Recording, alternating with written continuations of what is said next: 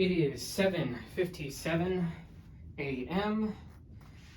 the 22nd on the 22nd of August 2025.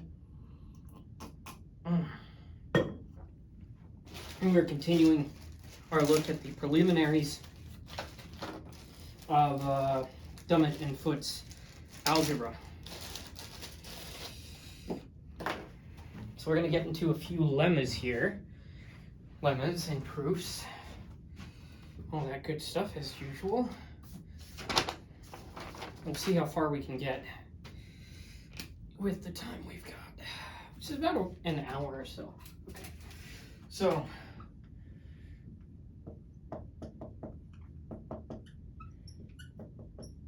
I don't really need to put that. You'll already pretty much know by now.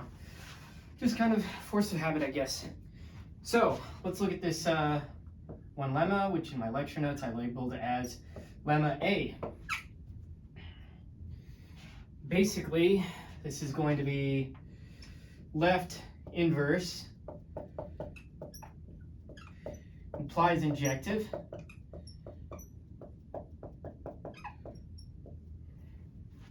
Now, if G composed with F, G composition F is equal to the identity A for some G that maps B to A, then we have that F, which maps A to B, is injective. Now, what's the proof for this, right? Well, proof goes roughly like this. If F of A sub 1 is equal to F of A sub 2, then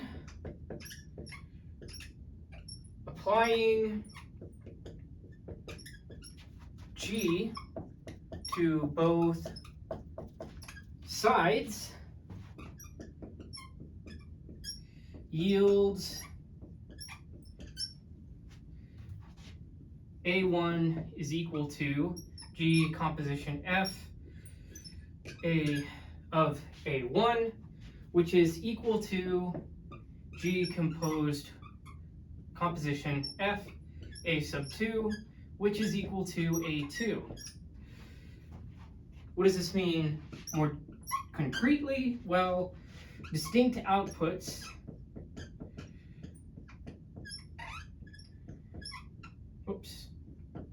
distinct outputs cannot collide. Ergo, F is injective. But I mean, you didn't need to put this little part here. That's just, could have just stuck with that, and that would have been enough, I think. Yeah. This is sort of rough proof. Yes, okay. Now, let's move on.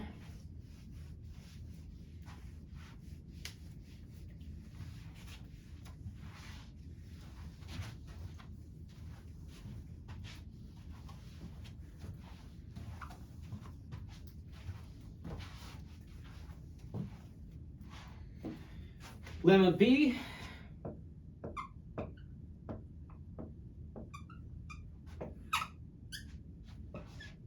Right inverse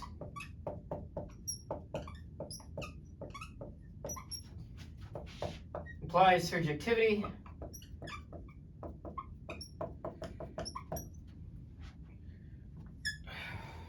Okay, so formally, if F composition H is equal to the identity of B for some H which maps B to A, then F which maps A to B is surjective.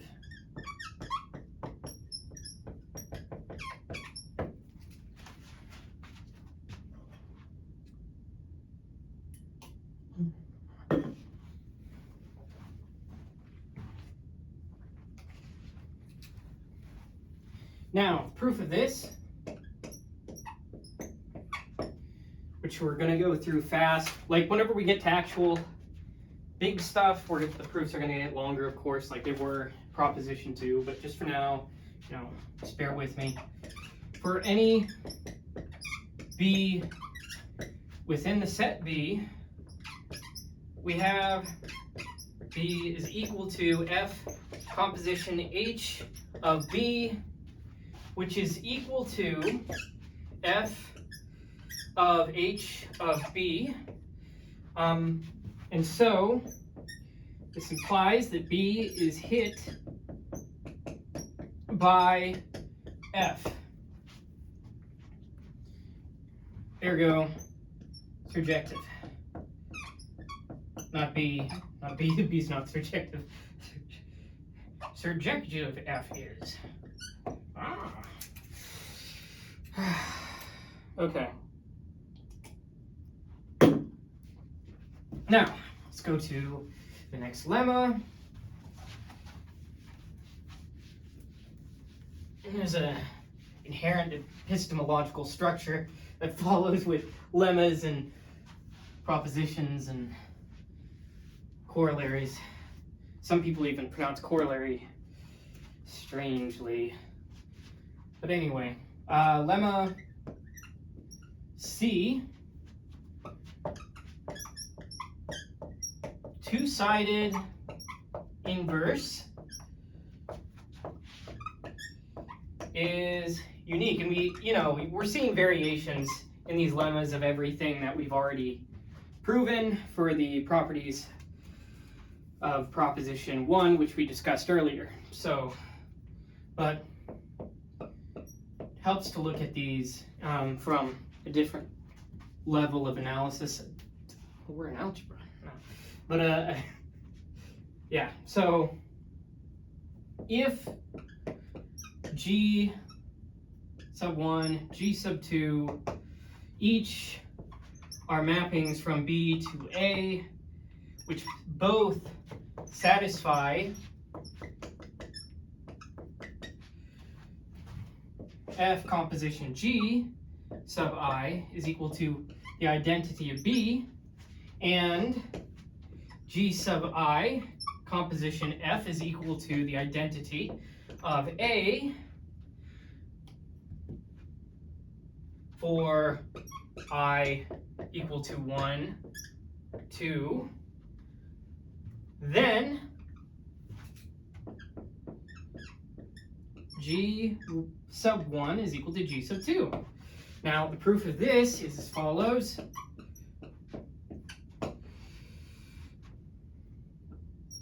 G sub 1 is equal to G sub 1 composition with the identity.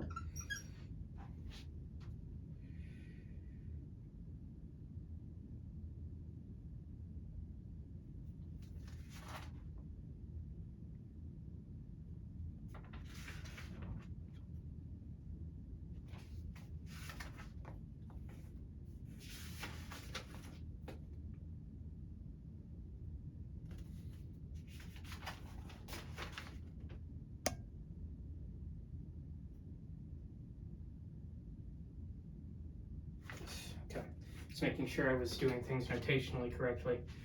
Anyways, G sub 1 is equal to G sub 1 composed with the identity of B, which is equal to G sub 1 composition F composition G sub 2, which is equal to G sub 1 composition F composition G sub 2, which is equal to the identity of A composition G2, which is equal to G2. So G1 is equal to G2. They're not each different things. They are one thing. They are equal to each other. Ergo, the two-sided inverse is unique.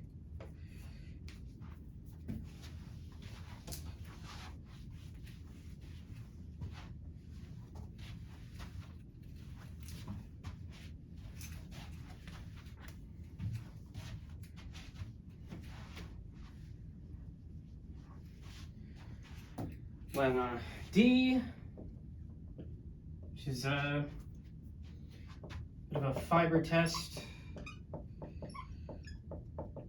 for injectivity / surjectivity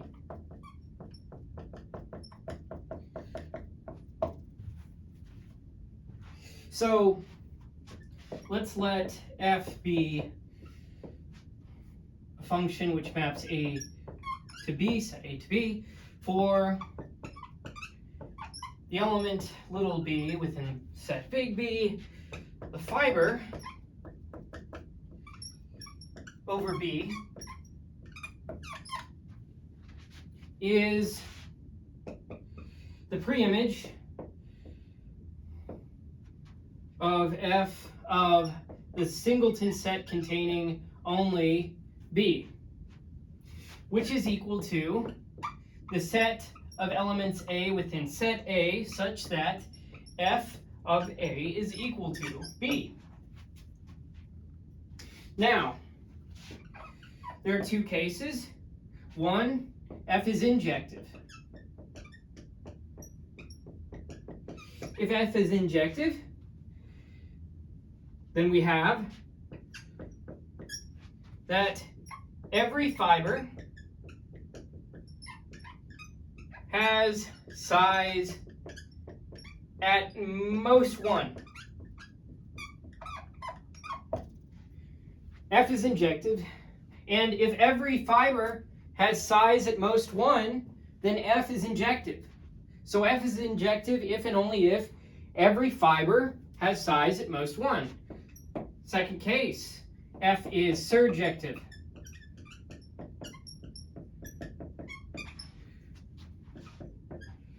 F is surjective if every fiber is non-empty. Non-empty.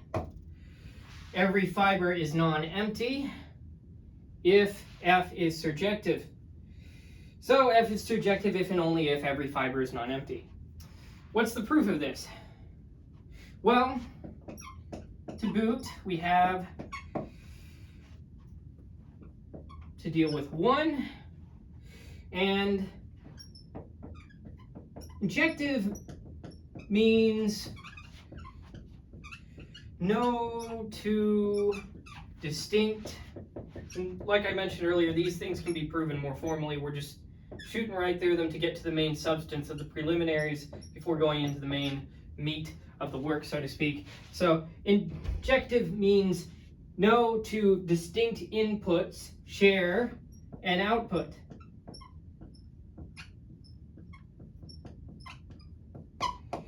Now, this is to say, each fiber has less than or equal to 1 point. Which kind of just seems like we just stated this thing again, but it's different because of the descriptive nature of what we're saying here in the proof, as juxtaposed to this more explicit statement of a thing that simply is. It's not quite circular reasoning, right? It's because you have this additional layer of context here within the proof. So let's look at 2 then. Surjective means is important. Every little b within the set B is hit. Some is hit by some element A within the set A. That is to say, each fiber is non-empty.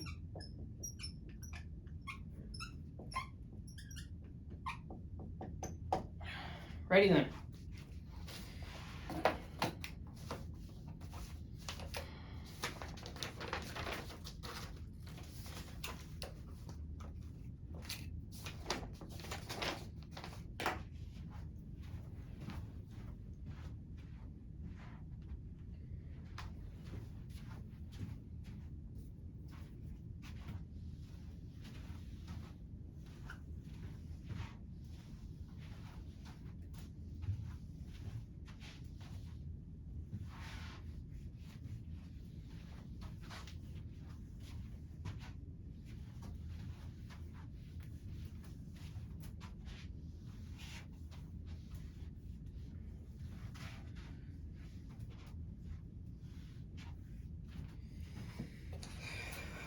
So lemma E, composition preserves injective / surjective composition. Okay. So let A map to, whoops.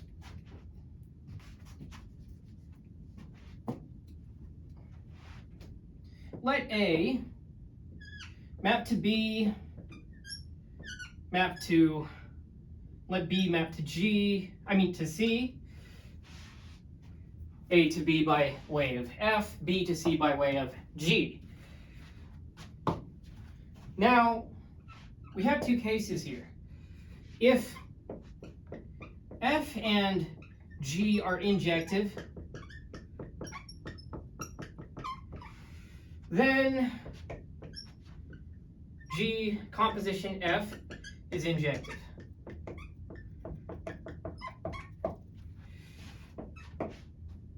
If F and G are surjective,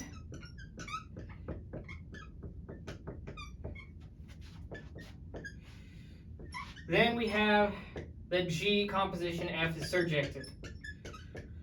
It's the theory, it's the statement. Let's back it up with more context in the proof.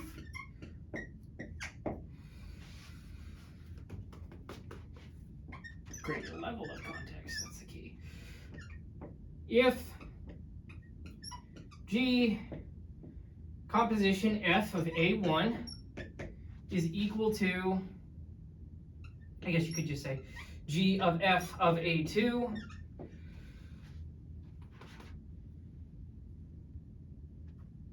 injectivity, I guess I kind of like saying G of F of A if it's like more explicitly said, like in notation. It's more of a preference thing, I guess. Of G gives F of A1 is equal to F of A2. Sub A, sub 1, sub 2. If I was saying that before, just reread what I said earlier as A sub 1, A sub 2.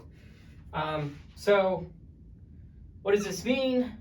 What follows? Well, if it is the case, if this is the case, injectivity of G giving F of A sub 1 equal to F of A sub 2, then we have injectivity of F gives A sub 1 is equal to A sub 2 by nature of injectivity. So let's move on to 2. Given little c within big C, the set C surjectivity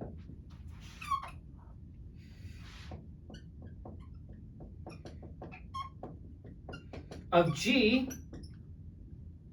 gives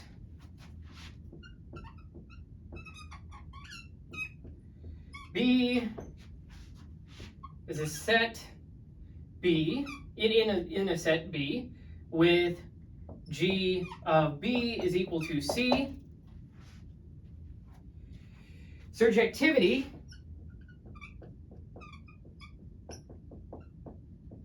of F gives A in the set A with F of A being equal to B, and this means, and so it follows, that G composition F of A is equal to C.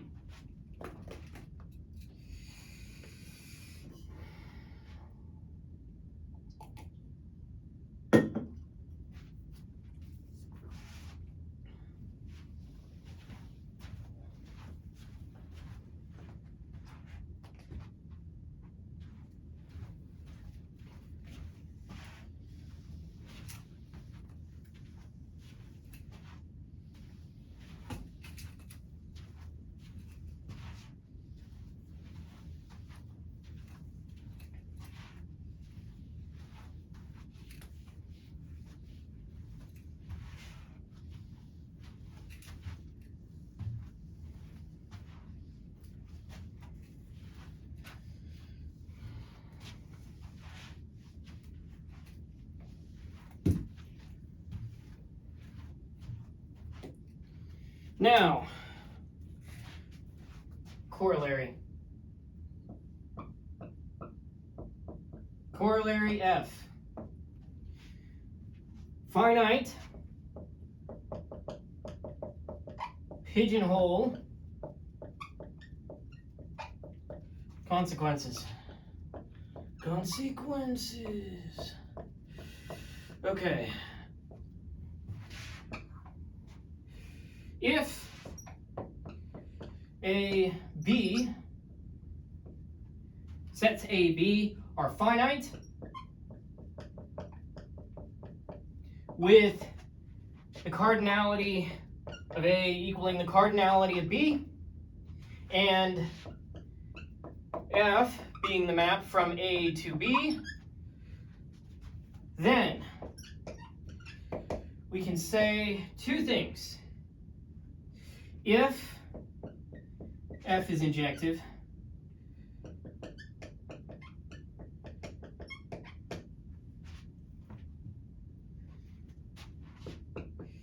it is automatically surjective.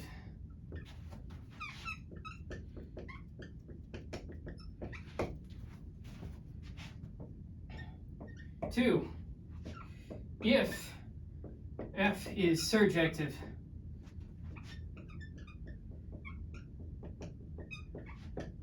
it is automatically what? Automatically injective.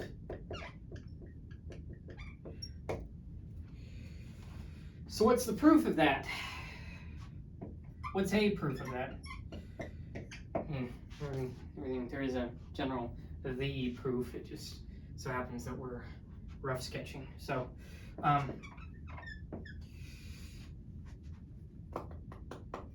so let's say we have an injective map, right? We've got an injective map from A to B between equal size finite sets.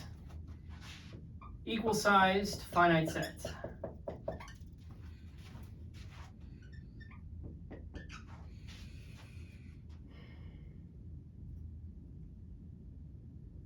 Now,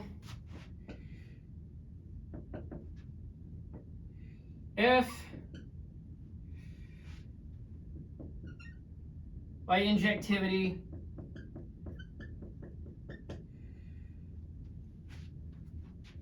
I guess you could say, yeah, okay.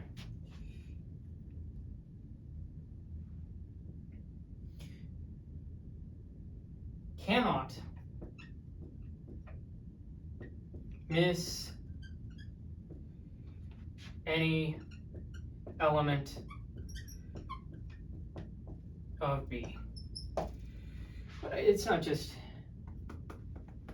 injectivity, kind of. It's kind of like the equal size things. So I'll say to be more accurate by construction.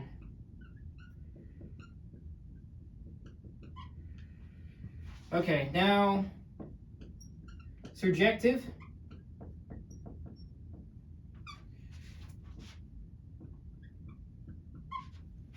Surjective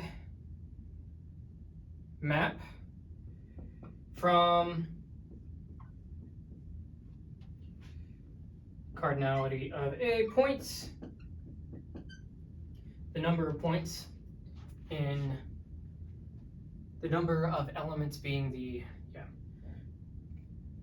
number of elements in A being the number of points onto the set same number, which is equal to the cardinality of B is equal to cardinality of A, cannot identify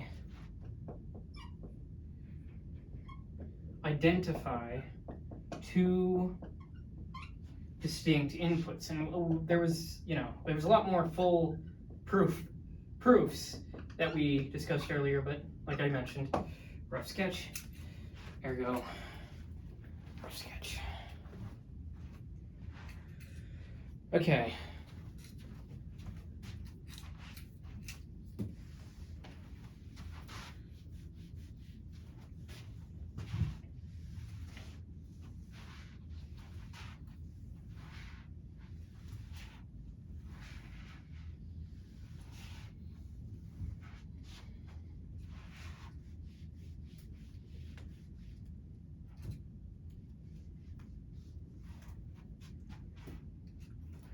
corollary G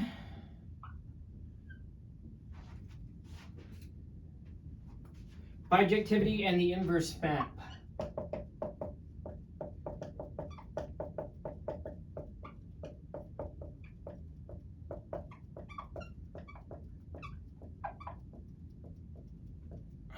So, the map for F from A to B is bijective. Let's just say that straight up. That's what it is. Call it for what it is. And this is the case if and only if there exists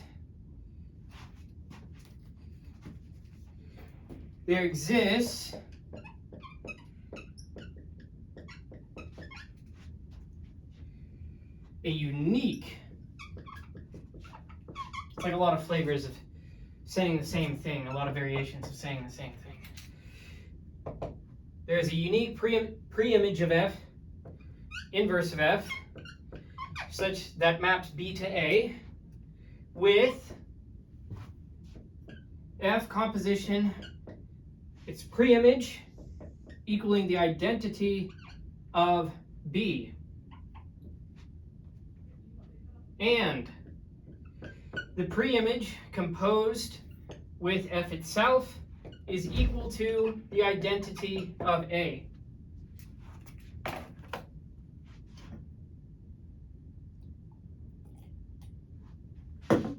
See? Okay. Now, what's a rough proof of this? Well,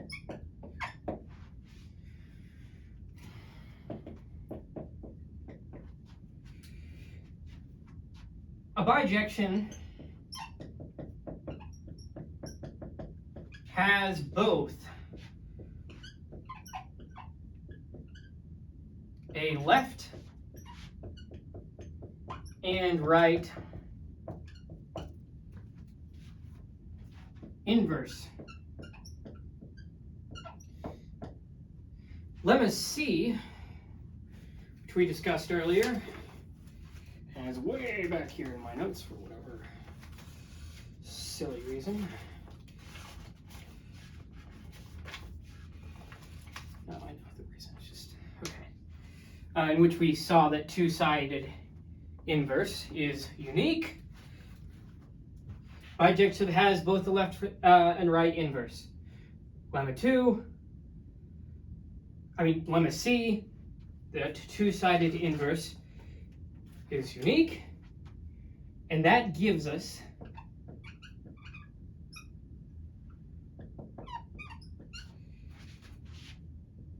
uniqueness.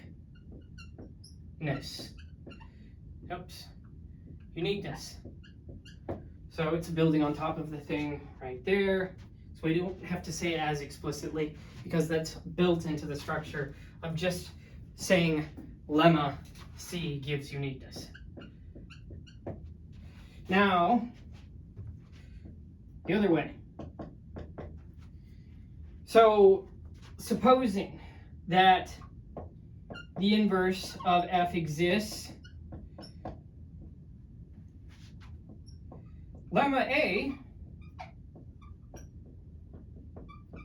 gives injective and lemma B gives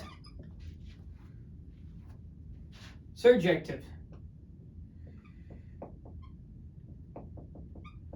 So lemma A, left inverse, implies injective. Lemma B, right inverse, implies surjective.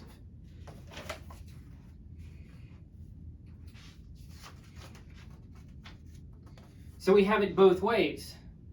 That if it is the case that the map F, mapping A to B, is bijective, then there exists a unique pre-image of F that maps B to A with F composed with its pre-image equal to the identity of B, and the inverse, the pre-image of, I'll settle on inverse, the inverse of F composed with F is equal to the identity of A. Now, if going the other way, if there exists a unique inverse of f from B to A with f composed with the inverse of f, that's going to be equal to the identity of B and such and such and such, and it goes on to show that f from A to B is bijective. Now, let's see, let's check the time. We still have time.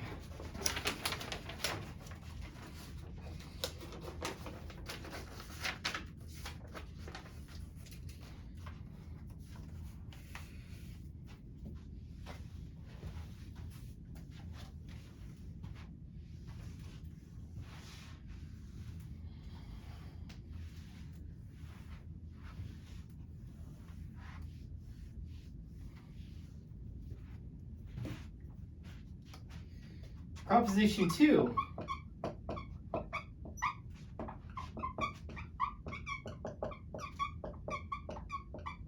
Equivalence relations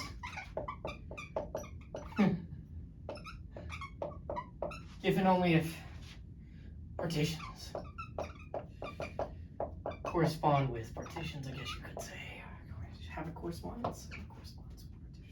There's a better term that'll come up later in this, but I can't say that right now because we haven't built that. Okay, so let A be a non-empty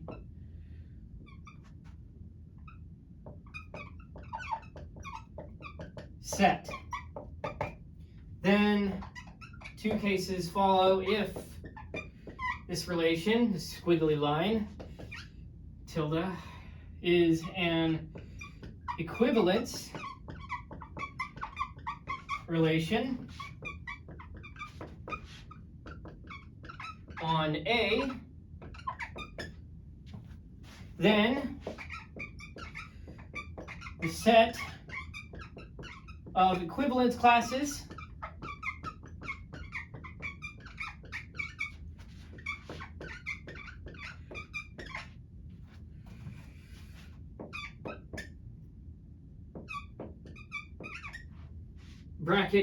bracketed A such that A is within the set A forms a partition of A. Now, second case, conversely, if the set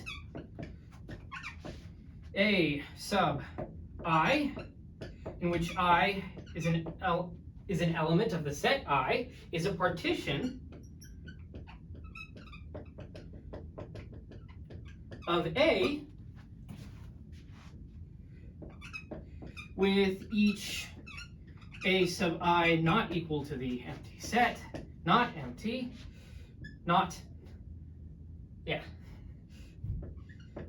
then, well, okay, so conversely, we have this being the case, which is to say that each set A sub I is non-empty, and we have that each set A sub I intersection A sub J is equal to the empty set for I not equal to J, and the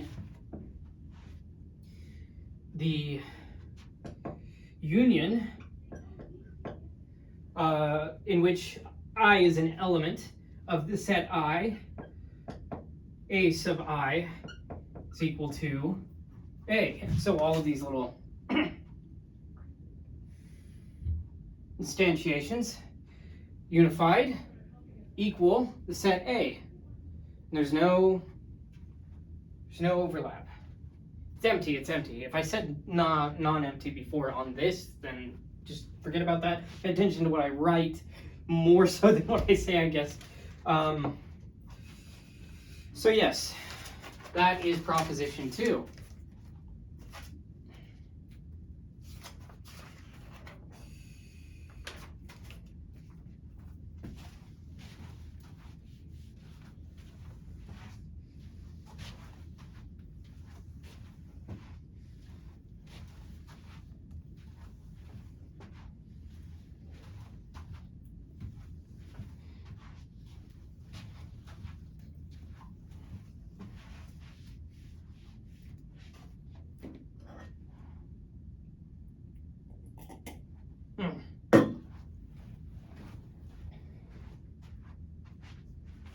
Still got time for proof.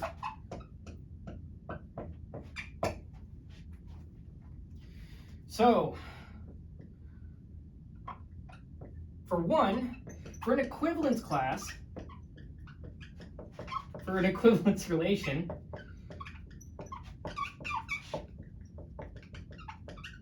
tilde, define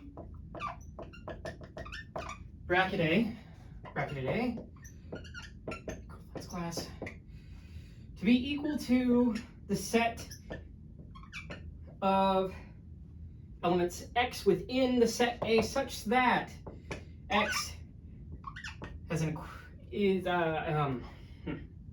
x equivalent relation to the set A. Now let's go into what this actually means a bit further by dissecting the three properties. Actually, we no, we don't need to do that for the first property. Sorry. No, not all three. We just need to use one part, which is reflexivity. Reflexivity gives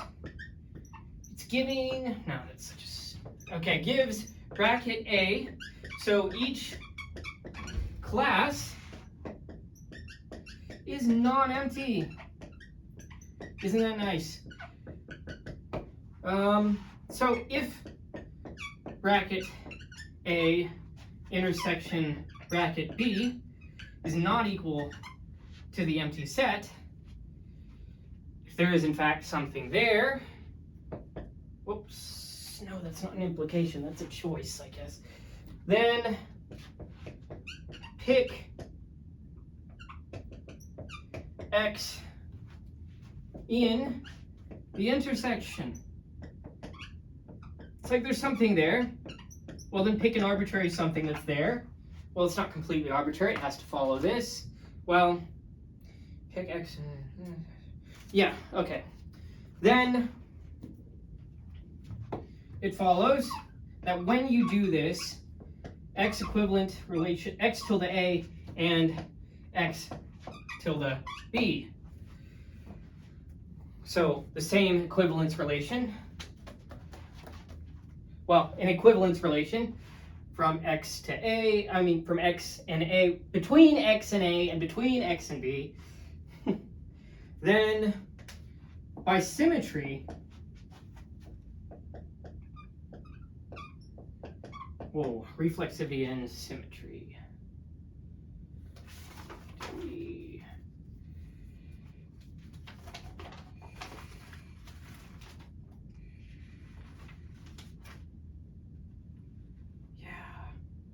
Binary relation, so equivalent. Talked about that, yeah, okay. By symmetry,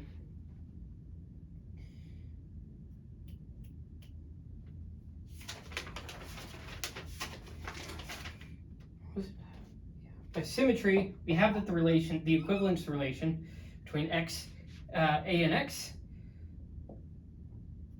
by transitivity. So it is sort of a distillation of the three properties we mentioned earlier to prove this point.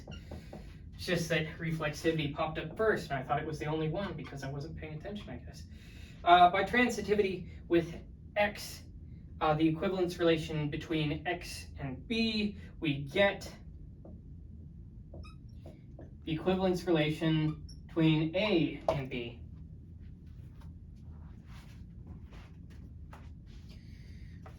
So we're not quite done yet. We're about halfway there for case 1.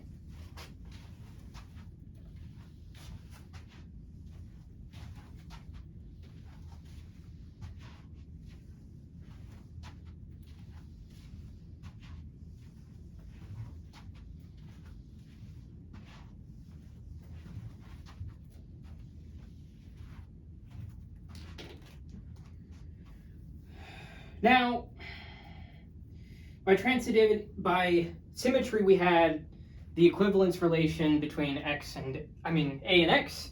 By transitivity with X and B, we get the equivalence relation between A and B. Now, if it is the case that y is an element, bracketed A, the equivalence class, that is, the equivalence class A. Is it better if I say equivalence class A instead of bracket A, you know? Let's see. How did I define it earlier? I believe that, yeah. I'll just say equivalence class from now on.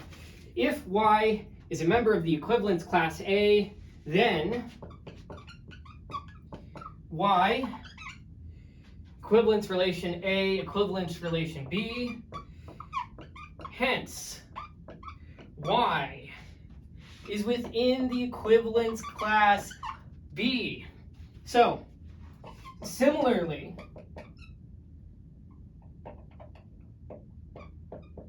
any z that's also a member of the equivalence class B lies in equivalence class A.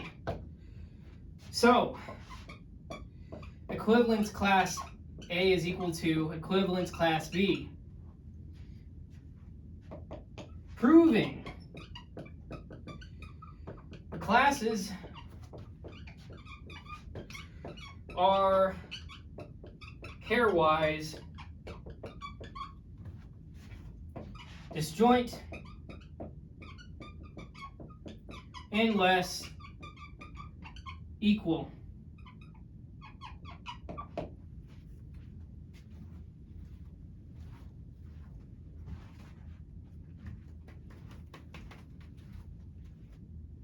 Now, finally we have the case, finally we have that for any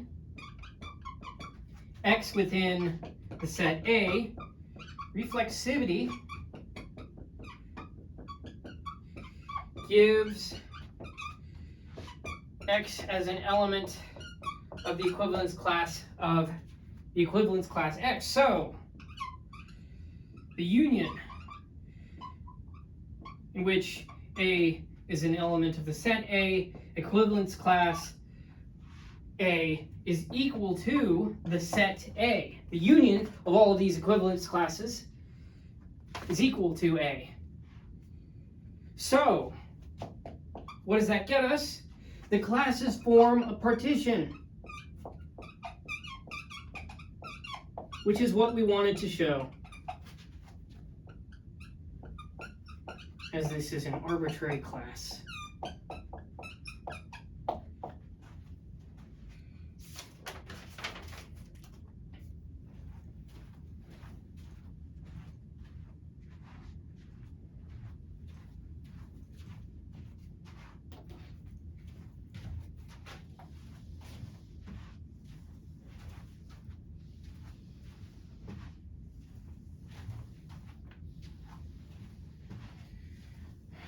Now, let's move on to the second part.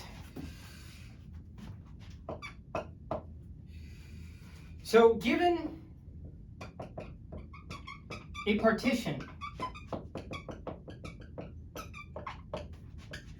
A sub I, such, with I being an element of the set I, for indexing purposes, define the equivalence relation between x and y to be if and only if x and y lie in the same block A sub I. This is well defined.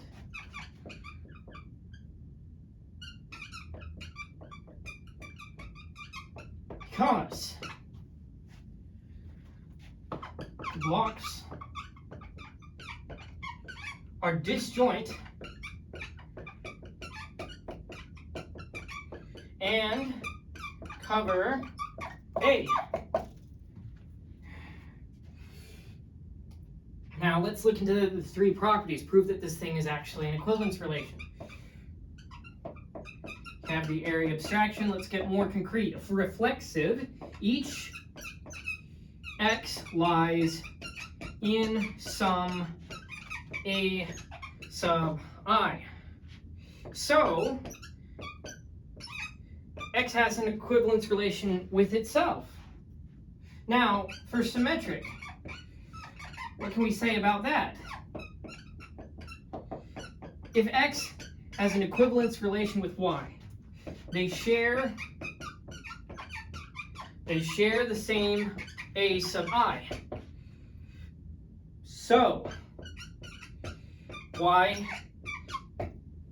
there exists so there is an equivalence relation between y and x.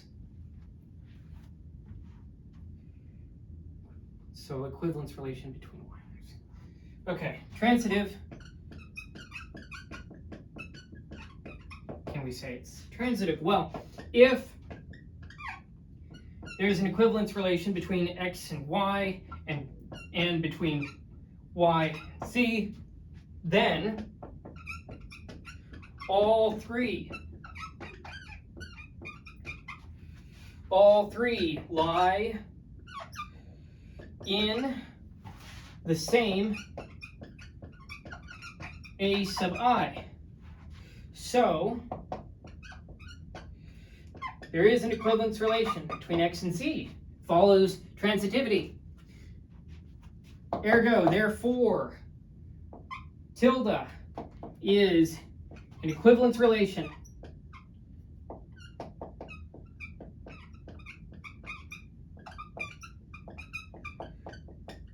What does this mean? Well, its classes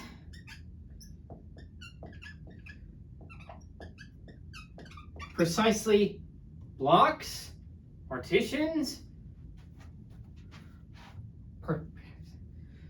are precisely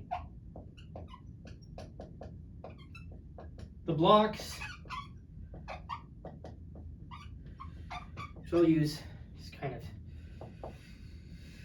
A sub I. It's like the word hits not really meaning, I mean, it kind of means things, but we're attributing motion to a structure, which is basically still, so it's kind of, you know, that's why I put the scare quotes. It's not literally a block, right? It's, yeah.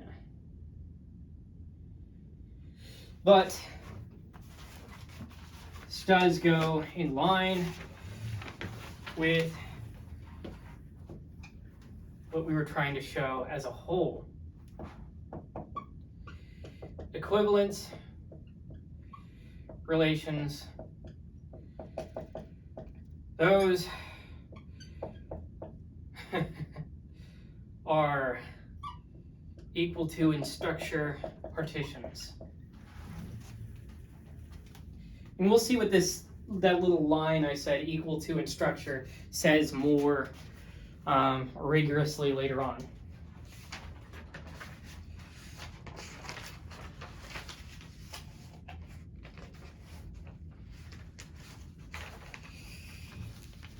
But I do believe that is it for now.